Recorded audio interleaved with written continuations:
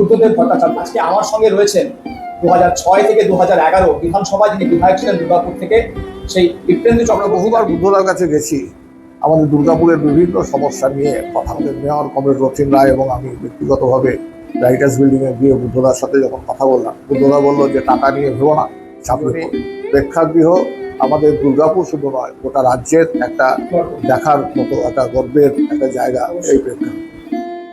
এবং এর উদ্বোধন সম্পর্কেও একটা বিষয় উল্লেখ করুন, লৌহ ইস্পাত শিল্পের এসপিএস গ্রুপের একটা কারখানা উনি উদ্বোধন করতে একটা কথা বলেছিলেন যে প্রথম কথা, মানুষ আমাদের ত্যাগ করেছে। নমস্কার, ইউটিউব চ্যানেল সচেতনের আজকের উপস্থাপনা কমরেড বুদ্ধদেব ভট্টাচার্যকে নিয়ে। আপনারা সকলেই জানেন যে আজ সকালবেলায় 8টা 20 নাগাদ কমরেড ভট্টাচার্য শেষ নিঃশ্বাস ত্যাগ করেছেন। কমরেড বুদ্ধদেব ভট্টাচার্য সম্বন্ধে বলার ধৃষ্টতা আমার নেই। তিনি গিয়েছিলেন, সারা ভারতবর্ষ জানে, বিশ্বের সমস্ত বাম সচেতন মানুষেরাও জানে। তাই তার পরিচয় না দিয়ে আজকে আমার সঙ্গে রয়েছেন 2006 থেকে 2011 বিধানসভায় যিনি বিধায়ক ছিলেন দুর্গাপুর থেকে, সেই দীপ্তেন্দু চক্রবর্তী, যাকে সারা দুর্গাপুর ভজনদা বলে চেনে, সেই ভজনদা আজকে আমাদের সঙ্গে রয়েছেন। আজকে আমি ওনার কাছে এসেছি ওনার স্মৃতিচারণের জন্য। মানে উনি ব্যক্তিগতভাবে বুদ্ধদেব ভট্টাচার্যের কাছে নিশ্চয়ই গেছেন, ওনার সঙ্গে ব্যক্তিগত ইন্টারাকশন হয়েছে। সেরকম যদি তিনি দুটো ঘটনা আমাদের সামনে তুলে ধরেন তাহলে খুব ভালো হয়। কমরেড বুদ্ধদেব ভট্টাচার্য আজ সকালে তার বাড়িতেই প্রয়াত হয়েছে। দীর্ঘদিন ধরেই অসুস্থ ছিলেন। কমরেড বুদ্ধদেব ভট্টাচার্য এই প্রজন্মের রাজনীতির সাথে যুক্ত, সামাজিক সাংস্কৃতিক আন্দোলনের সাথে যুক্ত মানুষের কাছে অনন্য উদাহরণ হচ্ছে কমরেড বুদ্ধদেব ভট্টাচার্য। তার রাজনৈতিক জীবনে তার সাফল্য ব্যর্থতা তা নিয়ে নিশ্চিতভাবেই ইতিহাসে একদিন না একদিন বস্তুনিষ্ঠ পর্যালোচনা হবে। কিন্তু একটা বিষয় আজকের এই সময়ে দাঁড়িয়ে, যখন রাজনীতির অঙ্গন কলুষিত নানান কারণে, সেই সময় কমরেড বুদ্ধদেব ভট্টাচার্য সততা, আদর্শবোধ, সংবেদনশীলতা এবং বিরোধী মনোভাবাপন্ন মানুষের প্রতি তার যে মর্যাদা দেওয়ার যে শিষ্টাচার, তা আমাদের প্রত্যেকের কাছে অবশ্যই শিক্ষণীয়। আমি ব্যক্তিগতভাবে বুদ্ধদেব ভট্টাচার্যকে বিধায়ক হওয়ার অনেক আগে থেকেই আমি ছিলাম যুব আন্দোলনের কর্মী হিসেবে। যখন বুদ্ধদা যুব ফেডারেশনের রাজ্য সম্পাদক ছিলেন, তখন থেকেই যুব আন্দোলনের সাথে যুক্ত ছিলাম। পরবর্তীকালে দুর্গাপুর নটিফাইড এরিয়া অথরিটির বোর্ড সদস্য হিসেবেও আমরা 1986-87 সালে বুদ্ধদা কিছুদিনের জন্য পশ্চিমবাংলায় পৌর ও নগর উন্নয়ন দপ্তরের দায়িত্বপ্রাপ্ত মন্ত্রী হিসেবে তিনি কাজ করেছেন। সেই সময় তার সাথে আরও ঘনিষ্ঠভাবে কাজ করার সুযোগ হয়েছে। এবং সেই সময়ে সবচেয়ে বড় কাজ, যেটা পৌরসভায় কর্মরত কর্মচারীদের স্বার্থে যে কাজটা কমরেড বুদ্ধদেব ভট্টাচার্যের উদ্যোগে হয়েছে, 1977 সালে লেফট গভর্নমেন্ট আসার পরে পৌর কর্মচারী, শিক্ষক, তাদের বেতন ভাতা এর সমগ্র দায়িত্ব সরকার বহন করার সিদ্ধান্ত নিলেও প্রথম বামফ্রন্টের পে কমিশনে পৌর কর্মচারীদের জন্য আলাদা করে কোনো ব্যবস্থাপনা হয়নি। কিন্তু দ্বিতীয় পে কমিশন যখন বুদ্ধদা পৌর নগর উন্নয়ন দপ্তরের মন্ত্রী সেই সময় তিনি করেছিলেন, এবং যার মধ্যে দিয়ে পৌর কর্মচারীদের পেনশনের আওতায় নিয়ে এসেছে। এটা একটা বড় কাজ। হাজার হাজার পৌর কর্মচারী এই পেনশনের সুযোগ সেই সময় পেয়েছিলেন। যারা অপশন দিয়েছেন তারা আজকে সবাই বুদ্ধদাকে নিশ্চিতভাবে শ্রদ্ধার সাথে স্মরণ করবেন, যে তাদের আজকে নিশ্চিত জীবনযাত্রা নির্বাহের ক্ষেত্রে কমরেড বুদ্ধদেব ভট্টাচার্যের অবদান অসীম। আমরা বহুবার বুদ্ধদার কাছে গেছি আমাদের দুর্গাপুরের বিভিন্ন সমস্যা নিয়ে কথা বলতে। তার মধ্যে সবচেয়ে বড় একটা বিষয় যেটা হচ্ছে যে পৌর কর্মচারীদের পেনশন স্কিম চালু করার সময় বুদ্ধদা নিজে দুর্গাপুর নটিফাইড এরিয়া অথরিটির অফিসে এসেছিলেন, ট্রেড ইউনিয়নগুলোর সাথে কথা বলেছেন, শ্রমিকদের সাথে কথা বলেছেন, সবাইকে বোঝানোর চেষ্টা করেছেন, আমরাও চেষ্টা করেছি এবং আমরা সফল হয়েছি। দ্বিতীয় বিষয় হচ্ছে দুর্গাপুরের নিজস্ব কর্পোরেশনের জল সরবরাহ ব্যবস্থা, এটাকে তৈরি করার ক্ষেত্রেও গৌতম দেব সেই সময়ের পাবলিক হেলথ ইঞ্জিনিয়ারিং দপ্তরের ভারপ্রাপ্ত মন্ত্রী হিসেবে তার যেমন ভূমিকা ছিল, বুদ্ধদারও একটা গুরুত্বপূর্ণ ভূমিকা সেই সময় পেয়েছিল। আমরা যখন সৃজনী প্রেক্ষাগৃহ তৈরি করব বলে ভাবছি এবং তা নিয়ে পরিকল্পনা করছি, সেই সময় আমাদের কর্পোরেশন নির্বাচন হয়ে গেছে। আমাদের মেয়র কমরেড রথীন রায় এবং আমি ব্যক্তিগতভাবে রাইটার্স বিল্ডিংয়ে গিয়ে বুদ্ধদার সাথে যখন কথা বললাম, বুদ্ধদা বলল যে টাকা নিয়ে ভেবো না, ঝাঁপিয়ে পড়ো, কাজ শুরু করো, টাকা জোগাড় হয়ে যাবে। কিন্তু কাজ শুরুর আগে যদি টাকার প্রতিশ্রুতি চাও তাহলে টাকার প্রতিশ্রুতি দিতে পারো। কত বাস্তবোচিত এই ভাবনাটা, আমরা সেই কাজটা শুরু করলাম এবং সেই কাজটা আজকে সৃজনী প্রেক্ষাগৃহ আমাদের দুর্গাপুর শুধু নয়, গোটা রাজ্যের একটা দেখার মতো একটা গর্বের একটা জায়গা এই প্রেক্ষাগৃহ। এবং এর উদ্বোধন সম্পর্কেও একটা বিষয় উল্লেখ করব। যখন হচ্ছে যে এর উদ্বোধনের নিয়ে যখন কথা হচ্ছে, তখন অনেকেই বললেন যে রাজ্যের মুখ্যমন্ত্রীকে দিয়েই এই হলটার উদ্বোধন করা হবে। বুদ্ধরা 2004 অক্টোবরের 6 তারিখে এখানে একটা কর্মসূচিতে আসার কথা, তার আগে ওই কর্মসূচিটা হলেই হবে, তার আগে হলটার আমাদের উদ্বোধন করতে হবে। পরপর দুদিন একই সপ্তাহের মধ্যে ওনার পক্ষে আসাও অসুবিধা ছিল। ওনাকে যখন আমরা বললাম যে আচ্ছা এই হলটা যদি আমাদের, উনি বললেন যে সাধারণভাবে এই প্রেক্ষাগৃহ তাতে প্রশাসনিক রাজনৈতিক নেতৃত্বকে দিয়ে উদ্বোধন করার পরিবর্তে যারা সৃজনশীল কাজের সাথে যুক্ত এবং সৃজনশীল কাজের মধ্যে দিয়ে যারা নিজেদের বাংলা সংস্কৃতি জগতে প্রতিষ্ঠিত করেছেন নিজেদেরকে, তাদেরকে ডাকো, তাদেরকে দিয়ে করো। আমরা 4টে নাম বললাম: সুনীল গঙ্গোপাধ্যায়, প্রখ্যাত সাহিত্যিক; সৌমিত্র চট্টোপাধ্যায়, প্রখ্যাত চলচ্চিত্র শিল্পী; তরুণ মজুমদার, প্রখ্যাত চলচ্চিত্র পরিচালক; আর তাপস সেন, যাকে মঞ্চের আলোর জাদুকর হিসেবে একটা সময় চিনত এই রাজ্যের সমস্ত মানুষ। এবং কল্লোল থিয়েটার, যেটা উৎপল দত্তের, যা আন্তর্জাতিক খ্যাতি অর্জন করেছিল, তার স্টেজ লাইটিংয়ের দায়িত্ব তাপস সেন পালন।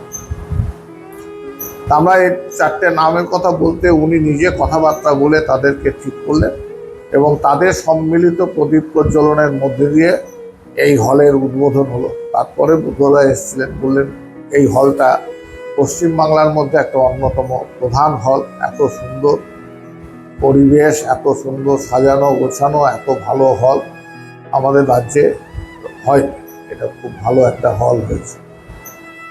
এরপরেও বুদ্ধদার সাথে বহু বিষয়ে আমাদের এই দুর্গাপুরে, ধরুন যে আল্ট্রাটেক সিমেন্ট এখন দেখেন আপনারা, যেটা L&T সিমেন্ট হিসেবে পরিচিত ছিল, সেই আল্ট্রাটেক সিমেন্ট তৈরি করার ক্ষেত্রে বুদ্ধদার ভূমিকা ছিল।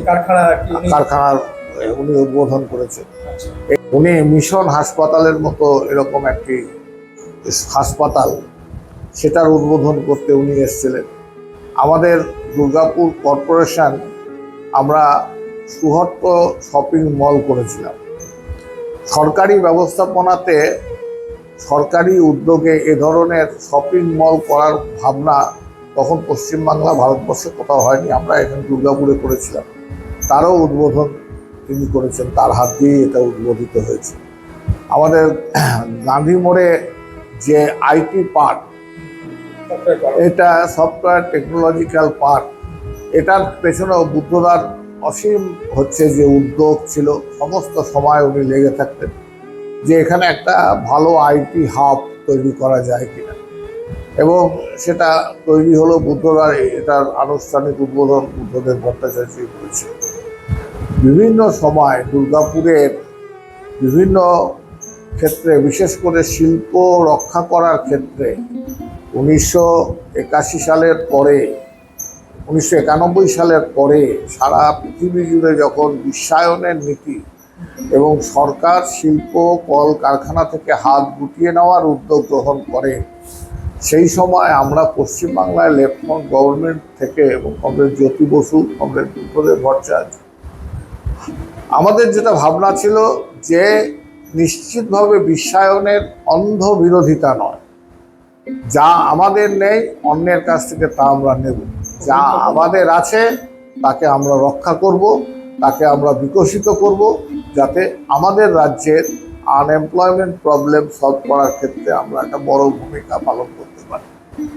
সেই হিসেবে হচ্ছে যে এমএমসি কারখানা যখন বন্ধ হয়ে গেল, এই এমএমসি কারখানাটা পুনরায় চালু করার জন্য ডক্টর মনমোহন সিং এর সাথে কথা বলে 2004-এর পর, গুরুত্বপূর্ণ সবার কাছে অনুরোধ করব এই অংশটা বিশেষভাবে 2004-এর পরে বুদ্ধদারই উদ্যোগে ডিবিসি এবং হচ্ছে কোল ইন্ডিয়া আর ভারত আর্ট মুভার, এই তিনটে পাবলিক সেক্টর অর্গানাইজেশনকে নিয়ে একটা কনসোর্টিয়াম তৈরি করে তারা 100 কোটি টাকা দিয়ে হাইকোর্ট থেকে এমএমসি কারখানাটা কিনে কারখানাটা চালু করার কথা।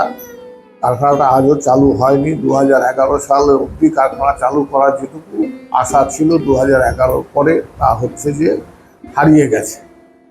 হিন্দুস্তান ফার্টিলাইজার কারখানা সারা ভারতবর্ষে আবার নতুন করে শুরু হওয়ার যখন কথা হলো, তখন আমরা নিশ্চিতভাবেই হলদিয়া এবং হচ্ছে যে দুর্গাপুর সার কারখানা যাতে চালু হয় তার জন্য আমাদের পক্ষ থেকে উদ্যোগ ছিল। বুদ্ধদেব ভট্টাচার্য অনেকে বলেন সাংস্কৃতিক মননের একটা মানুষ।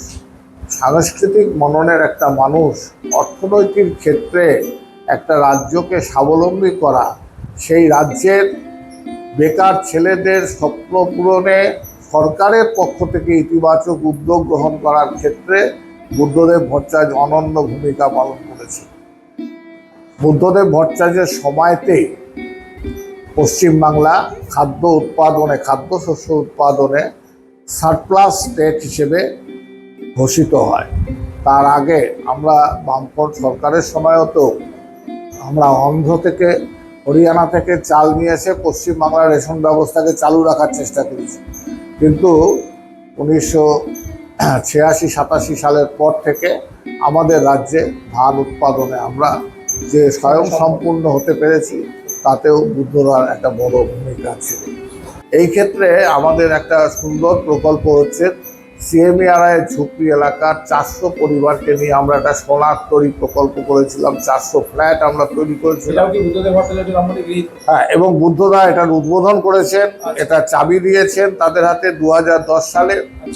ওই ফ্ল্যাট 350 স্কোয়ার ফিটের ফ্ল্যাট, একটা বেডরুম, একটা ড্রয়িং কাম ডাইনিং রুম, একটা কিচেন, একটা ল্যাট্রিন বাথরুম, তাদের বাড়ির সামনে পাকা রাস্তা, আন্ডারগ্রাউন্ড সুয়েরেজ সিস্টেম, পোর্টেবল জল ঘরে এবং লাইট, পার্ক, এবং ওখানকার ছেলেমেয়েরা যদি সেলফ এমপ্লয়েড হতে পারে তার জন্য কিছু দোকানঘর সহ 7 একর জায়গার উপর আমরা এই সোনার তৈরি প্রকল্পটা করেছিলাম। প্রকল্পের যারা বেনিফিশিয়ারি তারা এই প্রকল্পের সুযোগ পেয়েছে, বাড়ি পেয়েছে মাত্র 37,000 টাকা। তার মধ্যে 8,000 টাকা তাদেরকে ক্যাশ দিতে হয়েছে, আর বাকি টাকা আমরা ব্যাংকে লোন করিয়ে দিয়েছিলাম 4% ইন্টারেস্ট। এটা তো গেল একটা পার্ট আপনি বললেন। আমরা যে আর একটা বিষয় যাচ্ছি, এটা তো বুদ্ধদেব বাবু তার মুখ্যমন্ত্রিত্ব থাকাকালীন উনি আমাদের রাজ্যের বিকাশের ক্ষেত্রে, দুর্গাপুরের অগ্রগতির ক্ষেত্রে যে ভূমিকা রেখেছেন সেটা আমরা আপনার কাছ থেকে শুনব। আমি আপনার কাছে জানতে চাইছি যে যখন 2011-তে যখন ক্ষমতা চলে গেল, তারপরেও তো নিশ্চয়ই আপনার সঙ্গে ওনার ইন্টারাকশন হয়েছে, হয়েছে, তো সেই রকম কিছু যদি আপনি আমাদের কাছে।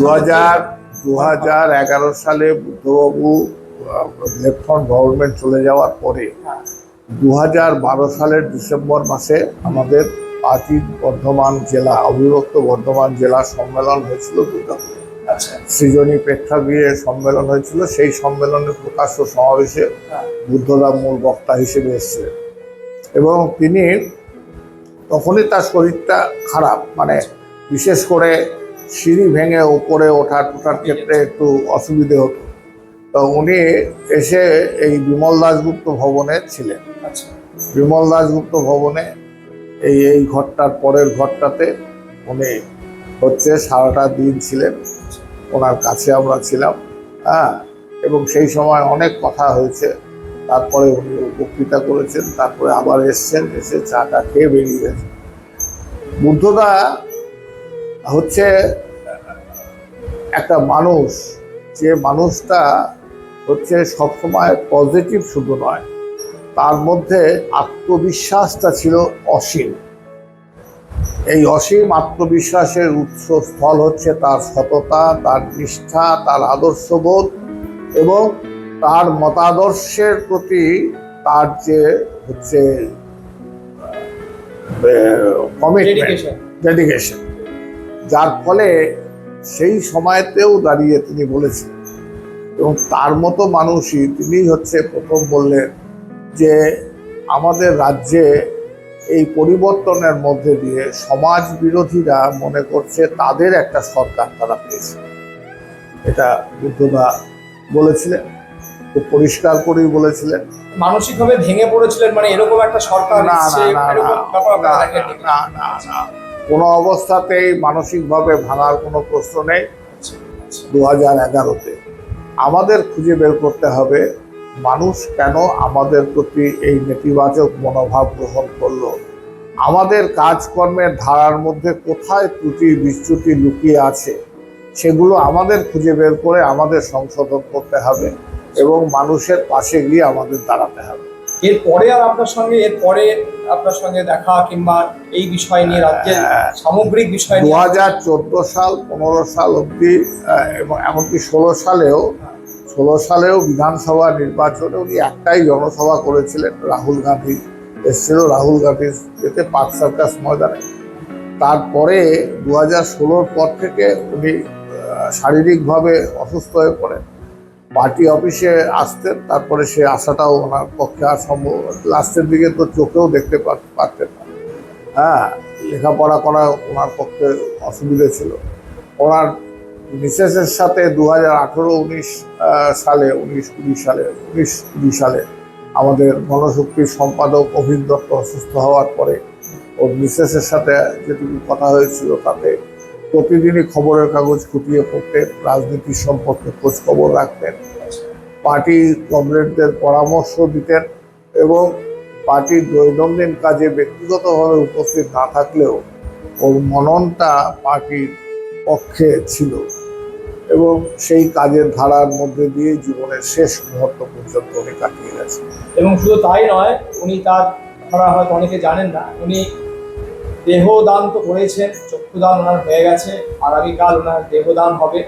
অর্থাৎ তিনি মৃত্যুর পরেও যে প্রগতিশীল যে আন্দোলন, সেই আন্দোলনের যে মশাল, সেটা কিন্তু তিনি প্রজ্বলিত রেখে গেছেন। কমরেড বুদ্ধদেব ভট্টাচার্যকে নিয়ে আজকের এই স্মৃতিচারণ আরও মানুষের কাছে পৌঁছে দিতে ভিডিওটি অবশ্যই বেশি বেশি করে শেয়ার করবেন, এই প্রত্যাশা রাখছি। চ্যানেলটি সাবস্ক্রাইব করে রাখুন এবং বেল আইকনটা প্রেস করে রাখুন, যাতে করে আমার পরবর্তী ভিডিও আপলোড হওয়া মাত্রই তার নোটিফিকেশন পৌঁছে যায় আপনার কাছে।